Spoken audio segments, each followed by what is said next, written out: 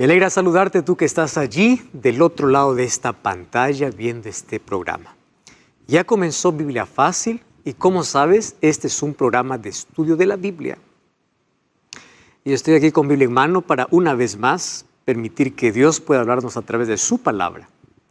Y hoy tenemos un tema muy importante. ¿Cómo crecer espiritualmente? ¿Ya te has hecho esta pregunta? ¿Ya te fijaste que pasaron muchos años en tu experiencia cristiana y parece que continúas en el mismo lugar? ¿Qué cosa es lo que tenemos que hacer para experimentar el crecimiento espiritual en nuestra vida? Bienvenido, está comenzando Biblia Fácil. Y como siempre, para poder abrir la palabra de Dios, pedimos su bendición a través de la oración. Vamos a orar. Querido Dios, gracias por darnos esta oportunidad de tener libertad para poder abrir tu palabra. Y estamos invirtiendo este tiempo preciosísimo para poder conocer más de tu verdad. Bendice a aquella persona que está viendo este programa. Puede estar pasando por necesidades, puede tener problemas, puede estar enfrentando luchas, crisis.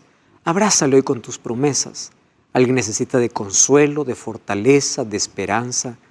Por favor, que tu palabra venga para poder curarnos, ayudarnos, levantarnos y para poder mostrarnos el camino de salvación.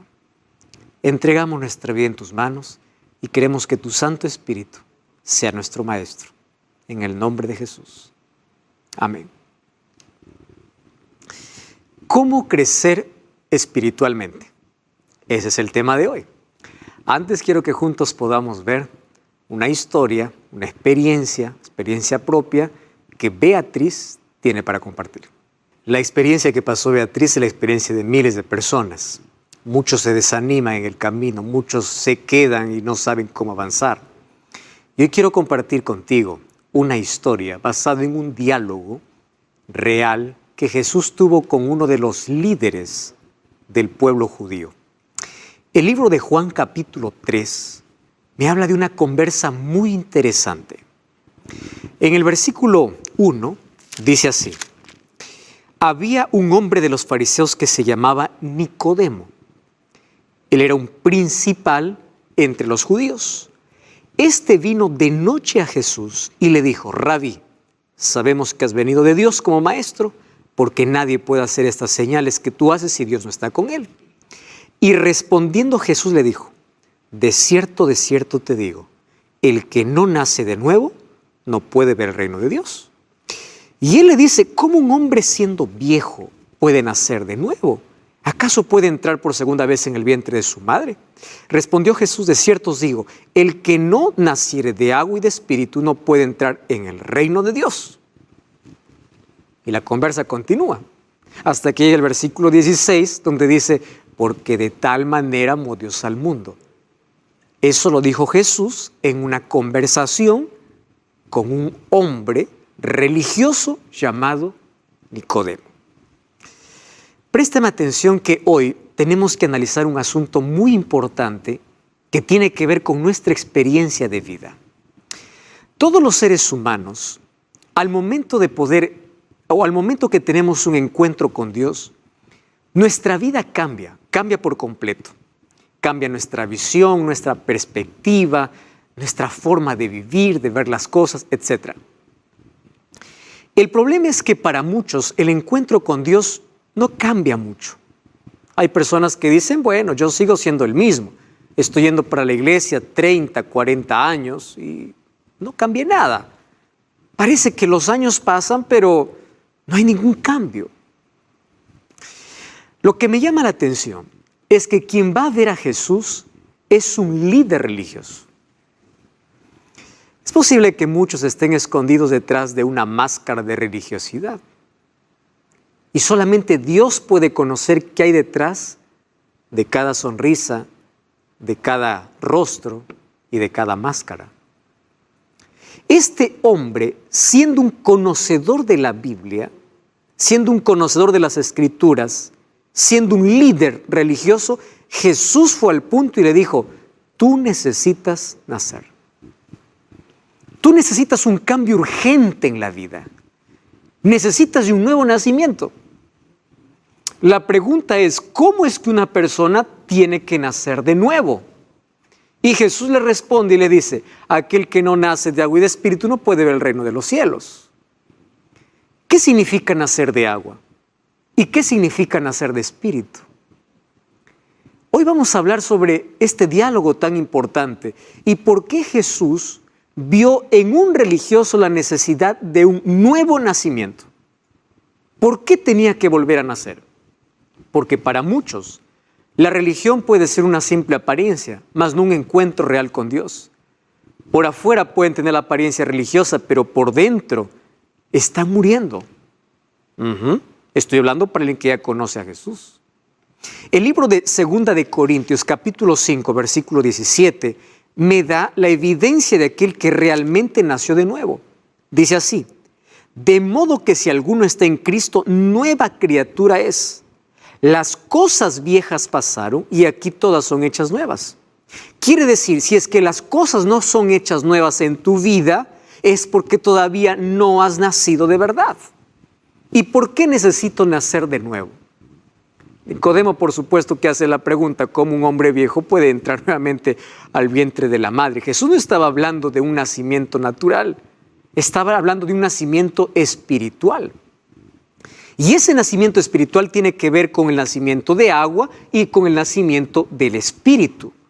Mas, ¿cómo sucede eso? Antes yo quiero decirte algo. Todos los seres humanos necesitamos nacer de nuevo.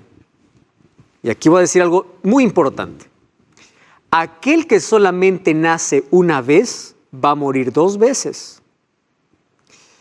Pero aquel que nace 2 veces solo muere una vez.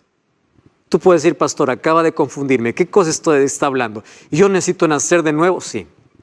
¿Por qué? Cada uno elige o nacer 2 veces o morir 2 veces. Déjame explicarte. Todos ya tenemos el nacimiento natural por el cual venimos a la existencia. Todos hemos nacido de mamá. Ese nacimiento, venimos con nuestra naturaleza pecaminosa que solamente nos condena a la muerte. Si tú no naces de nuevo espiritualmente, vas a morir no una vez, sino 2 veces. La primera puede ser hoy, mañana, en este tiempo. Después vas a resucitar y vas a morir eternamente. Pero si tú naces 2 veces, es decir, ya naciste físicamente y naces espiritualmente, solamente vas a morir una vez. ¿Por qué razón?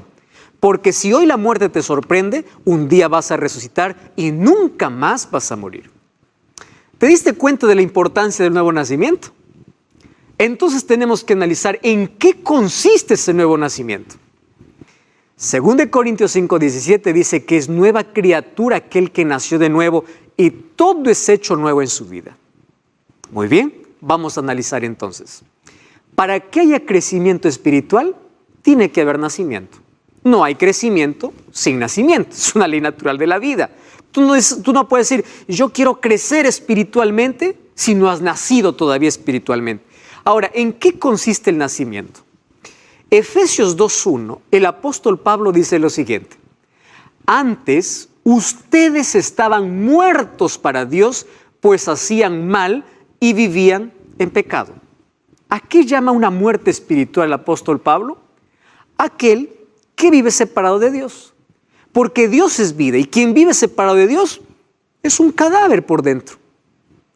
Puedes caminar, trabajar, correr, reír por fuera, pero por dentro eres un cadáver espiritual.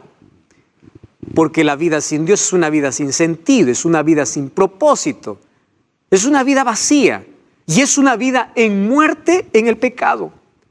Entonces, si estamos muertos cuando no tenemos a Dios en la vida, ¿cómo es que nacemos? Entonces aquí te voy a presentar la manera como el ser humano puede nacer de nuevo para luego hablarte de cómo crecer espiritualmente. Por eso es necesario primero nacer. Y Jesús habló a Nicodemo, el que no naciere de agua y de espíritu no puede ver el reino de Dios. O sea, esto es un asunto de vida o muerte. Esto es un asunto principal.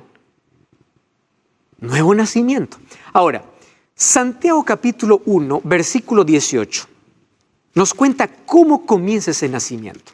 Mira lo que dice. Él, de su voluntad, nos hizo nacer por la palabra de verdad.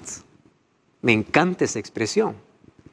Él nos hizo nacer por la palabra de verdad para que seamos primicias de sus criaturas. ¿Qué cosa es lo que me llama la atención? Uno comienza a nacer cuando empieza a permitir que la palabra de Dios esté sembrada en nuestro corazón. Tú hoy estás permitiendo que esta palabra entre en tu vida. Y esta palabra tiene que nacer en tu vida, tiene que crecer. Y cuando la palabra de Dios se instala en tu vida, tú empiezas un nuevo nacimiento, porque la Biblia te da una nueva visión de la vida. Empiezas a ver las cosas de manera diferente. Empiezas a fortalecer tu fe, a confiar en Dios. Entonces, toda persona que va a nacer tiene que comenzar teniendo un contacto con la palabra de Dios, porque aquel que nace antes de nacer de agua y de espíritu, tiene que nacer de la palabra. Y aquí dice Santiago 1:18, Él nos hizo nacer por la palabra. Sin embargo, cuando tú naces por la palabra, tienes que tomar decisiones. ¿Cuál es la decisión? Tienes que ser bautizado. El bautismo es el nacimiento por agua. Exactamente. Tú me has acompañado durante toda esta temporada, estás conociendo de Jesús, de la Biblia, y quieres tomar una decisión y dices, está bien, yo entiendo todo, comprendo todo, acepto todo, y tienes que nacer. Porque eso es normal, aquel que nace de la palabra tiene que nacer de agua. ¿Estás comprendiendo? Muy bien. Entonces, el nacimiento de agua es representado por el bautismo. ¿Y qué es el bautismo? El bautismo es el símbolo de nuestra unión con Cristo. ¿Qué significa bautismo? Bautismo viene de la palabra baptizo, que significa sumergir. Tú puedes decir, pastor, yo fui bautizado cuando mis padres me llevaron a 1 año, 2 años, y yo no era consciente, pero fui bautizado. No, eso no es bautismo. Bautismo significa baptizo, que significa sumergir. Hay algunos que en bautismo, al bautismo por aspersión, bautismo por infusión, solamente un poquito de agua en la cabeza, eso no es bautismo. ¿Quieres saber qué cosa es bautismo? Abre tu Biblia. Mateo capítulo 3, versículo 13. Mira, Jesús nos dio el ejemplo del verdadero bautismo. Mateo capítulo 3, versículo 13. Ahí encontramos la siguiente declaración. Vino Jesús a Galilea, de Galilea a Juan, al Jordán, para ser bautizado. Él se oponía diciendo, yo no necesito ser bautizado por ti. Y Jesús le respondió, deja que ahora eso conviene para que cumplamos toda justicia. Jesús fue bautizado y luego subió del agua. Para que él tenga que subir del agua, ha tenido que descender al agua. ¿Qué es cosa de bautismo? Cuando uno es sumergido. Tú puedes decir, no, a mí me bautizaron de otra manera, entonces no es bautismo. Aquello que no es verdadero, no sirve. Esto es bautismo. Puede decir, pastor, pero eso fue Jesús. ¿Usted me puede dar el ejemplo de un ser humano, aparte de Jesús, que fue bautizado igual? Sí, puedo. Vamos al libro de Hechos capítulo 8, versículo 26. Hechos capítulo 8, versículo 26 en adelante. Mira lo que dice. Un ángel le dice a Felipe, anda y ve al sur por el camino que desciende a Gaza, y allí encontró a un etíope que estaba estudiando las escrituras. Y él no entendía. Tú puedes leer todo el texto. Yo te voy a resumir aquí la historia. Y él dice, ¿de quién trata esta escritura que no entiendo? Bueno, ahí le explica, y dice el versículo 36. Yendo por el camino, llegaron a cierta agua, y dijo el eunuco, aquí hay agua, ¿qué impide que sea bautizado? Felipe le dijo, si crees de todo corazón puedes. Y él respondió, creo que Jesucristo es el Hijo de Dios. Mandó parar el carro, descendieron ambos al agua, Felipe y el eunuco, y le bautizó. Y escucha la palabra, y cuando subieron del agua, muy bien, para subir hay que descender. Entonces, ¿cómo es el bautismo bíblico? Por inmersión. ¿Y qué cosa es el bautismo? Es un símbolo.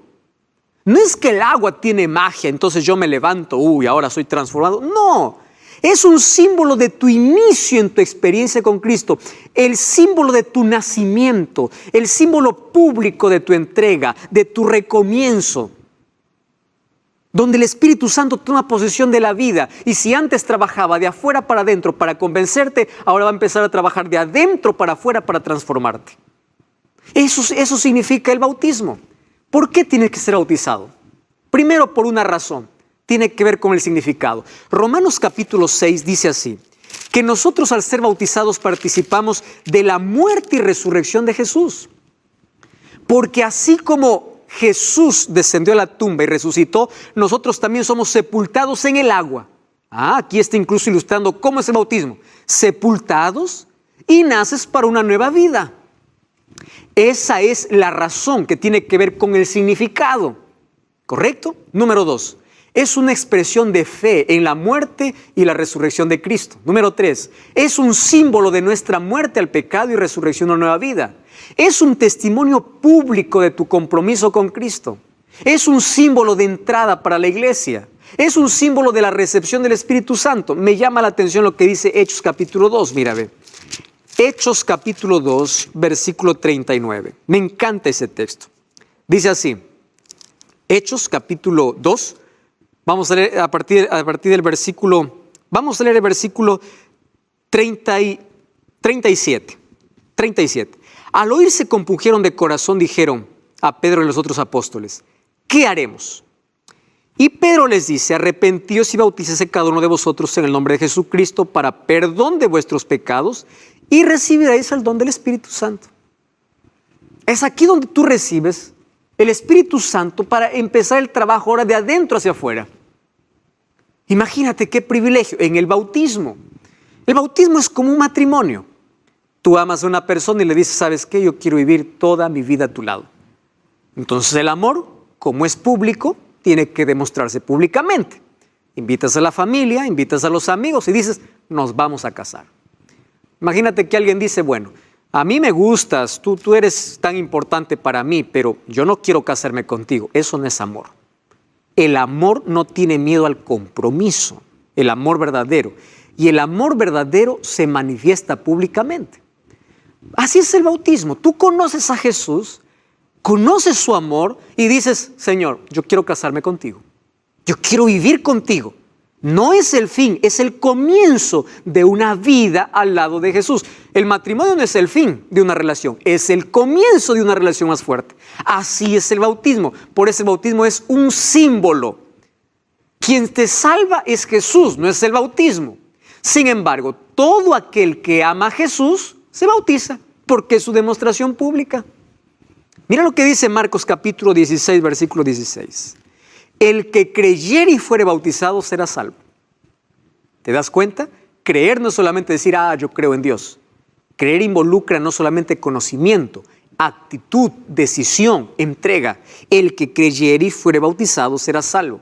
No porque el bautismo salva, quien salva es Cristo. Pero el bautismo es la evidencia de que tú te entregas a Jesús. Públicamente demuestras que Cristo ahora toma control de tu vida. Eso es lo que representa el bautismo.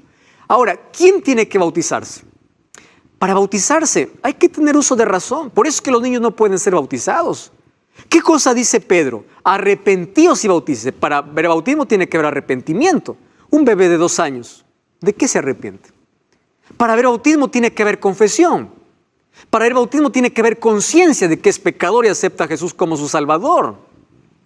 Para que haya bautismo tiene que haber conocimiento. El libro de Mateo 28 dice, enseñándoles todas las cosas que os he guardado y bautícele. ¿Cómo se hace discípulos? Primero, enseñando. ¿Qué cosa es lo que hay en la Biblia? ¿Qué cosa es lo que tienen que comprender? Tiene que haber un conocimiento previo, tiene que haber arrepentimiento, tiene que haber entrega, tiene que haber uso de razón, porque es una expresión de fe. Tú dices, pastor, yo fui bautizado cuando era niño. No, eso no es bautismo. Bautismo es algo personal. No es que alguien elige por ti.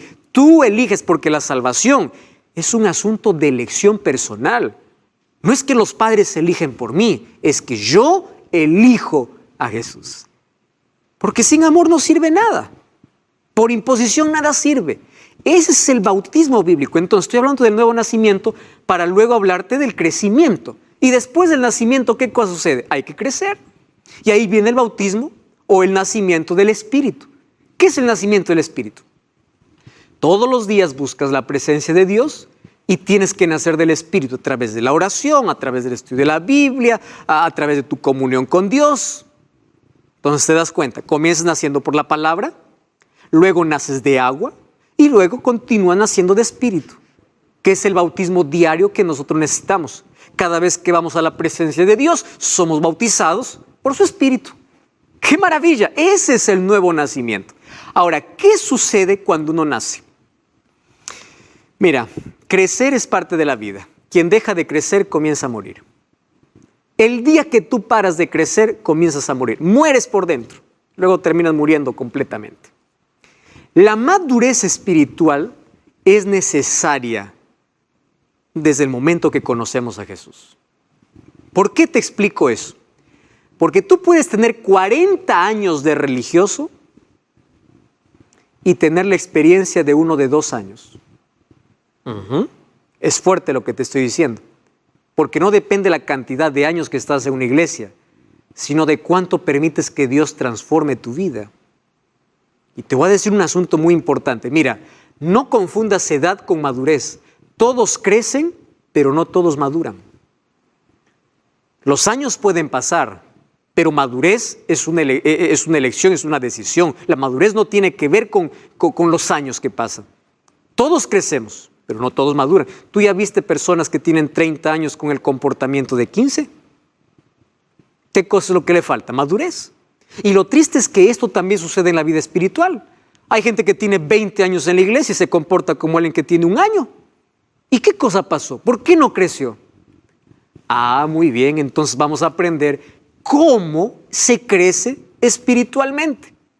La vida cristiana, desde el momento de tu entrega a Jesús, es una vida de progresión hasta llegar a la glorificación. No te estoy diciendo perfección, te estoy diciendo progresión. ¿Qué significa progresión? Cada día un paso, es decir, hoy mejor que ayer, mañana mejor que hoy. Yo te hago una pregunta, ¿hoy eres mejor que el año pasado? Muy buena pregunta. ¿Qué cosas cambiaste en tu vida? ¿Qué hábitos nuevos tienes? ¿Qué cosas abandonaste? ¿Estás creciendo o estás estancado en la vida? La vida cristiana es una vida de progresión continua. Esa progresión se basa en un relacionamiento con Cristo. Cada día que caminas con Cristo, cada día que estás al lado de Cristo, tú subes un peldaño más. Empieza a cambiar tus gustos, tu carácter, tus palabras, tus acciones. Eso es crecimiento. Empieza a cambiar tu trato, empieza a cambiar tu vida, empieza a cambiar todo. Eso se llama el camino de santificación. Cuando conocemos a Cristo y le aceptamos como Salvador, Él nos justifica y luego Él nos santifica. Quiere decir, Él nos va ayudando a crecer en la vida espiritual hasta que llegue el momento de la glorificación. ¿Qué cosa es glorificación? La glorificación se dará el momento que Jesús llegue. Y cuando Jesús regrese por segunda vez, nuestra naturaleza de pecado será eliminada para siempre. Por eso es que muchos teólogos llaman el proceso de las 3 P's. En la justificación, Cristo te libera de la pena del pecado o de la condena del pecado. En la santificación, Cristo te libera te libra del poder del pecado. Es la segunda P. Y en la glorificación, Cristo nos librará de la presencia del pecado, porque nunca más estará el pecado dentro de nuestra propia naturaleza. Entonces, vida cristiana es una vida donde uno sube un escalón por día. A veces se cansa, a veces cae, pero se levanta. ¿Me entiendes? Pero cada día creces, luchas, pero creces. ¿Cuánto creciste desde el momento que te entregaste a Jesús? ¿Cuánto crecimiento hay en tu vida, en tu carácter, en tu familia, en tus relaciones? ¿Cuánto has crecido? Crecimiento forma parte de la vida. Es un camino de progresión. Cada día un paso nuevo hasta llegar a la glorificación. Por eso es que Salomón decía en Proverbios 4:18, la senda de los justos es como la luz de la aurora. ¿Por qué? Que va en aumento hasta que el día es perfecto. ¿Sabes qué significa eso? Nuestra experiencia cristiana no va de más a menos. Nuestra experiencia cristiana va de menos a más. Hay muchas personas que en lugar de ir de menos a más, van de más a menos. En la vida cristiana es como la luz de la aurora. ¿Tú has visto el amanecer? La luz primero es débil, tenue, hasta que vence totalmente a las tinieblas y el día es perfecto. Ese día perfecto llegará cuando Cristo regrese y todos seamos glorificados, porque seremos transformados en un abrir y cerrar de ojos. Nadie llegará al cielo con esta naturaleza. Antes de estar en el cielo, todos seremos glorificados o transformados completamente. Pero la transformación comienza desde el momento que Jesús entra a tu vida, paso a paso. ¿Qué te parece? Eso es crecimiento espiritual. Entonces, ¿quieres saber cómo crecer más espiritualmente? No cambies el canal. Vamos a una breve pausa y ya regresamos. Esto es Biblia Fácil. Y estamos de regreso, esto es Biblia Fácil. Hoy hablando acerca de crecimiento. Y antes de hablar de crecimiento espiritual, tenemos que hablar de nacimiento espiritual. Y yo aquí tengo un material muy especial, preparado con mucho cariño para que tú puedas conocer más sobre cómo crecer espiritualmente. Se trata de la revista Evidencias. Tú puedes ingresar a nuestro sitio web, estudia la Biblia y elegir cómo estudiar este curso. Puedes solicitarlo en físico, digital, o también puedes estudiar un curso bíblico por WhatsApp. No pierdas esta oportunidad. Ingresa a estudialabiblia.com. Hoy hablamos acerca de crecimiento espiritual. Ya vimos cuán importante es el nacimiento, nacer de la palabra, nacer de agua y nacer de espíritu. Ahora el crecimiento. Crecimiento siempre tiene sus cosas, ¿verdad? Cuando el ser humano crece, a veces crece con dolor, con esfuerzo, con disciplina. Hay una frase que dice, sin jardinero no hay jardín. Si tú quieres tener lindas flores, tienes que dar tiempo, tienes que cuidar, tienes que proteger. Entonces así es la vida cristiana. La palabra que nació en tu corazón tiene que estar protegida, tiene que crecer, tiene que dar fruto. Porque si no, puede venir las espinas, puede venir el mal tiempo y pueden arrancar todo esto. Por eso es que muchas personas se quedan medio camino, renuncian a la fe. Y hoy yo quiero mostrarte de qué manera el ser humano crece espiritualmente. ¿Cómo podemos dejar allí lo estático de nuestra vida espiritual y comenzar a avanzar? Te voy a presentar algunas evidencias, que algunas cosas que la Biblia presenta en cuanto a una persona que está creciendo progresivamente, día a día, paso a paso. El asunto es no quedar en el mismo lugar, cada día mejor, cada día más semejante a Cristo. Primer paso, fascinación por un Dios maravilloso. Por allí comienza todo. Si tú no amas a Dios, sin amor nada sirve. Las cosas con Dios por obligación no tienen sentido. Si tú estás yendo a una iglesia, eres obligado, no te sientes bien, haces las cosas sin gusto, eso no agrada a Dios. Préstame atención. El libro de Mateo capítulo 22, versículo 37, dice así. Jesús le dijo, amarás al Señor tu Dios con todo tu corazón, con toda tu alma y con toda tu mente. De nada sirve que hagas lo que hagas en la vida, sacrificios, penitencias, hagas lo que hagas. Si no hay amor por Dios, no sirve.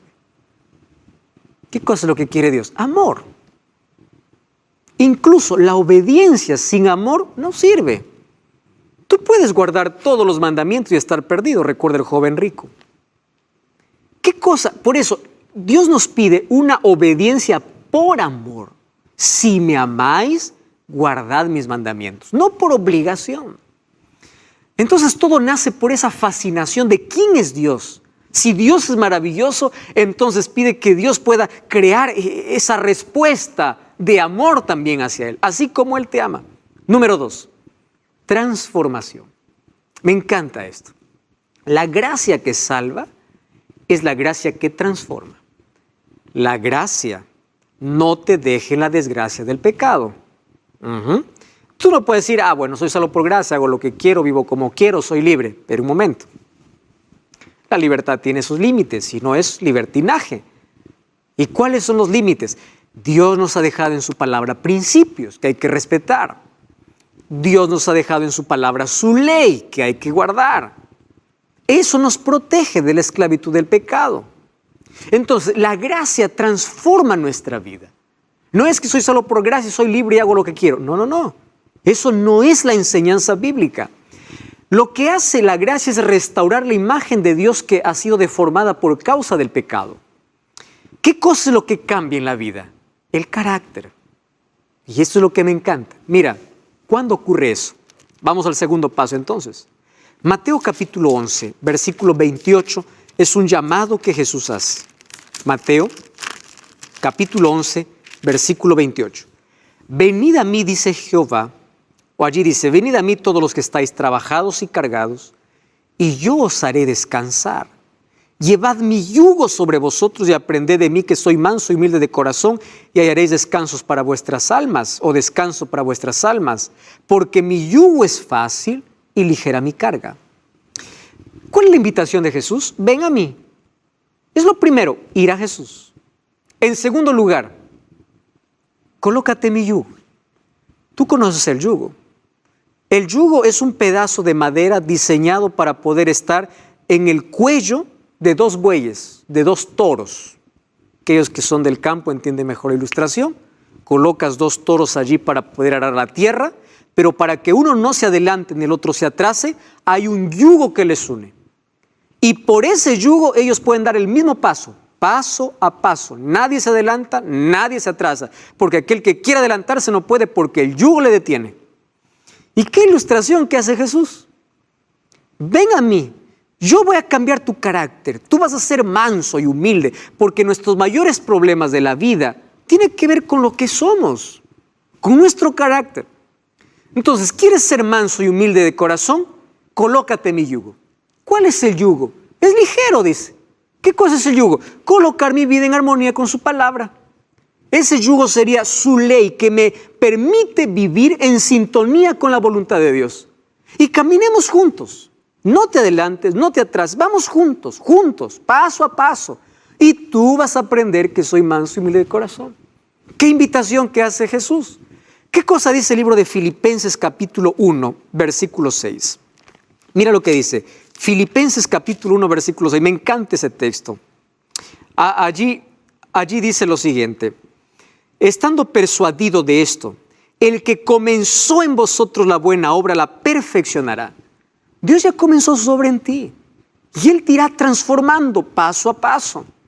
Cuando voy al libro de Primera de Pedro, capítulo 1, versículo 7, yo encuentro que a veces en ese proceso hay dificultades. Primera de Pedro 1:7 dice así, que nuestra fe, versículo 6 comienza diciendo, en lo cual vosotros os alegráis, aunque ahora por un poco de tiempo, si es necesario, tengáis que ser afligidos en diversas pruebas, para que sometida vuestra fe a prueba, mucho más preciosa que el oro, cual aunque perecedero se prueba con fuego. A veces Dios permite las crisis, dificultades en la vida para que nuestro carácter se pula. Dios no te ha prometido librarte del horno de fuego. Él ha prometido estar contigo en medio del horno de fuego. No te ha prometido que tú vas a estar libre de crisis. Él ha prometido estar contigo en las crisis. Entonces, aquí, Dios, ¿cómo transforma nuestra vida? A veces tiene que llevarnos por ese proceso. Cuando dice, allí Salmos 23, aunque ande por el valle de sombra y de muerte, no temeré porque tú estás conmigo. Quiere decir que cuando caminas con Jesús, aún vas a andar por valles peligrosos. La vida es difícil, pero allí Dios te va a pulir. Allí Dios te va a enseñar la lección más grande. ¿Cuál es la lección más grande que al ser humano le cuesta aprender? La lección de dependencia de Dios. Esa es la lección más difícil. ¿Qué más significa crecimiento? Crecimiento significa ser guiado por el Espíritu. Gálatas capítulo 5, versículo 22 dice así, el fruto del Espíritu es amor. ¿Qué cosa es lo que quiere hacer Dios? Quiere tomar el control de tu vida. Y cuando Dios toma el control de tu vida, tú no empiezas a hablar en lenguas, lo que empieza a tener amor. Ese es el fruto del Espíritu. Hablar en lenguas es un don del Espíritu, que ya vimos esa diferencia en los programas anteriores. Ahora, presta atención aquí. No se mide esto por la cantidad de años que estés en una iglesia. Tú puedes decir, tengo 40 años, pero no puedes tener el fruto del Espíritu. Esto se mide por la cantidad de tiempo que tú pasas con Dios.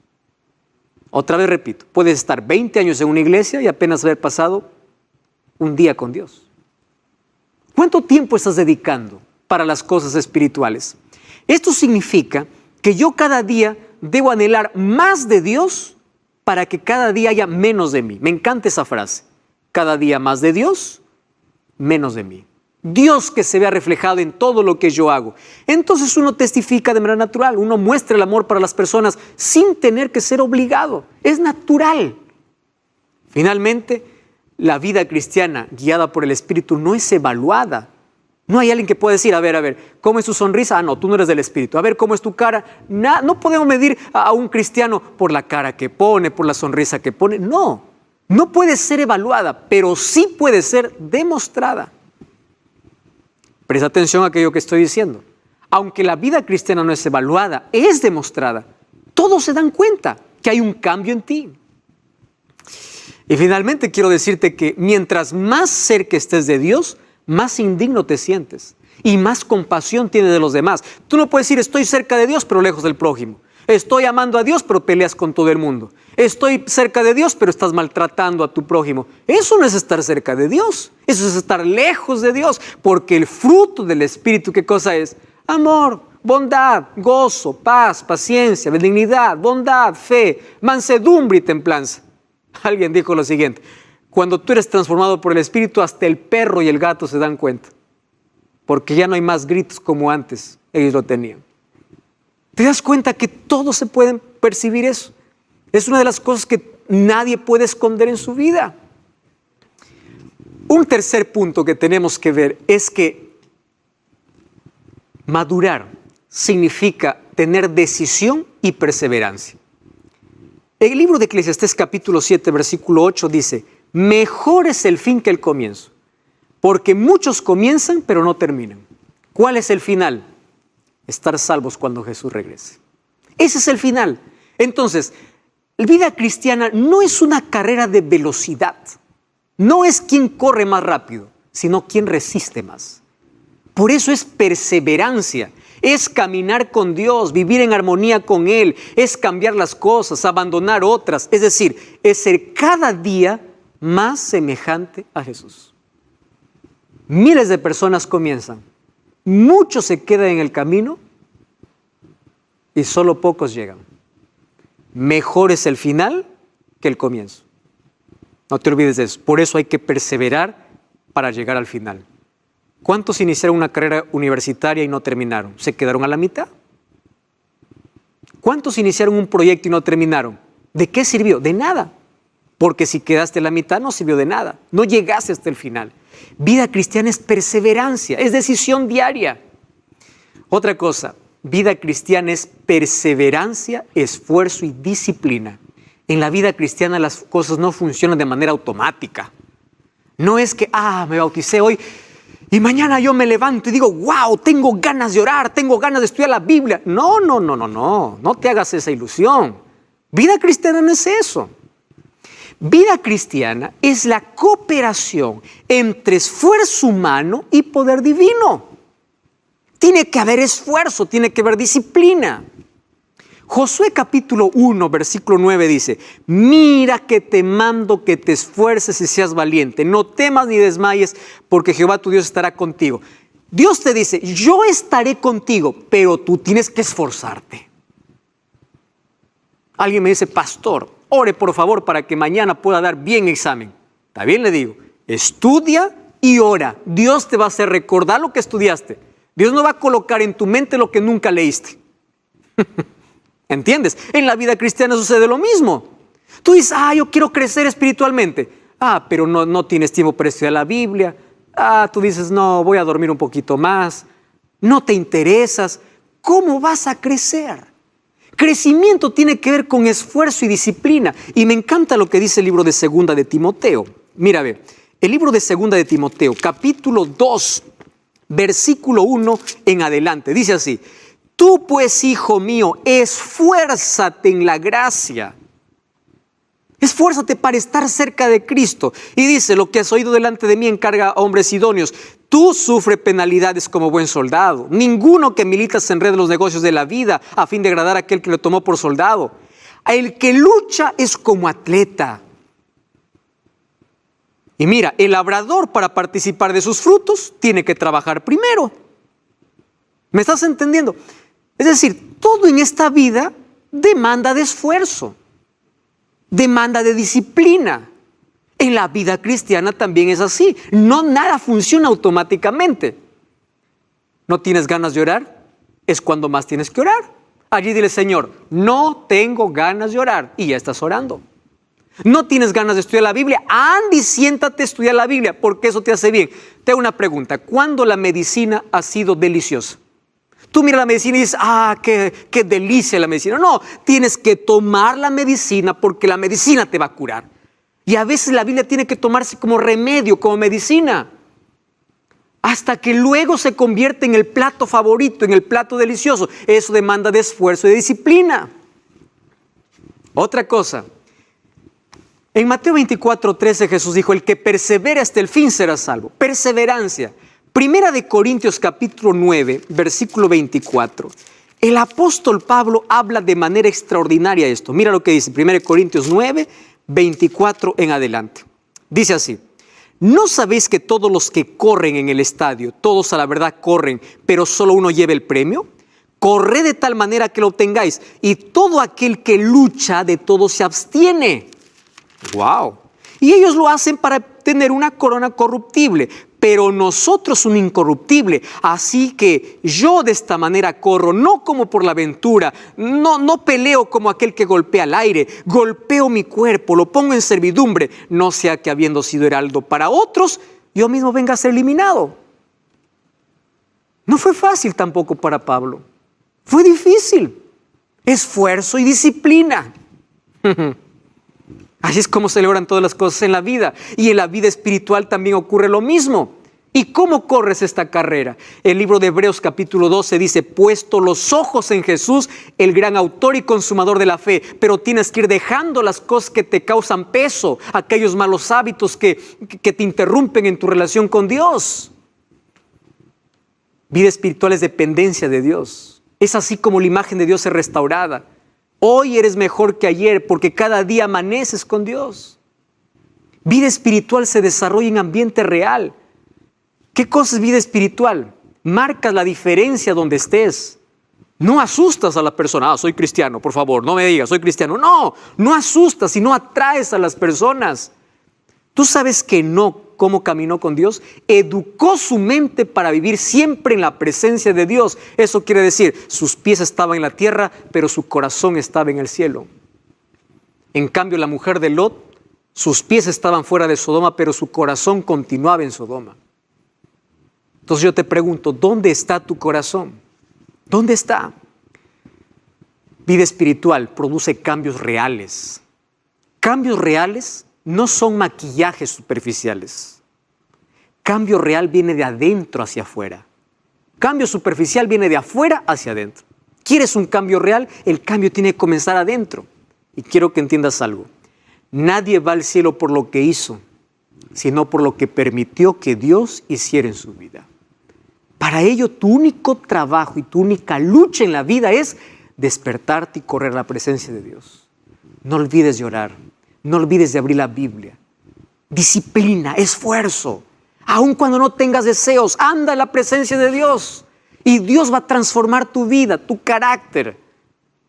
¿Qué cosa es lo que va a hacer Dios? ¿Recuerdas lo que hizo con Juan, el hijo del trueno? ¿Recuerdas lo que hizo con Pedro?